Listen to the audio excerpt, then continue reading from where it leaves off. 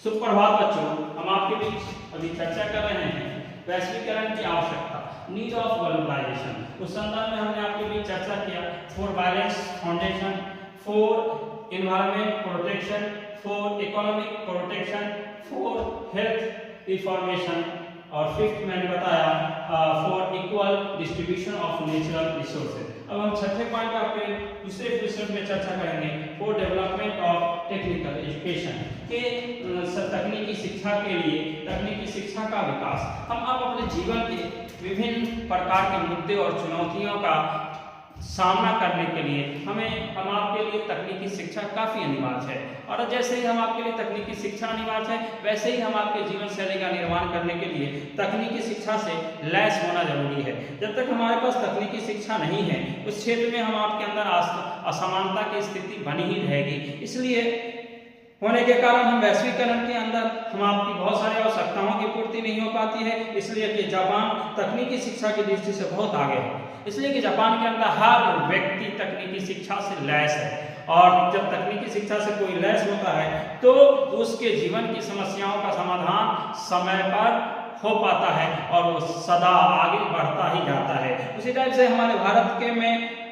मारुति उद्योग के लिए अपनी तकनीक प्रदान करके भारत को भी लाभान्वित किया है। जापान ने काफी सहयोग किया है भारतवर्ष को, और भारतवर्ष को सहयोग करने के साथ साथ उसने बहुत सारे मारुति उद्योग वगैरह में काफी सहयोग किया है, जिसके माध्यम से भारतवर्ष के अंदर भी तकनीकी शिक्षा का रुझान देखने को मिल रहा है और लोग तकनीकी शिक्षा से अवगत होकर के बहुत सारे तकनीकी क्षेत्र में कार्य करते नजर आते हैं। नेक्स्ट है सातवां पॉइंट है for strong economy. For strong economy, जिसका अर्थ होता है कि सुदृढ़ अर्थव्यवस्था कि हमारा आपके भारतवर्ष की जो अर्थव्यवस्था है आज के युग में, यदि कोई इस बात को मानता है कि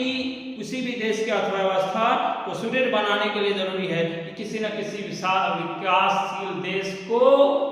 देखते हुए उसके रास्ते पर चल सके, और जब उसके रास्ते पर चलेगा वहाँ से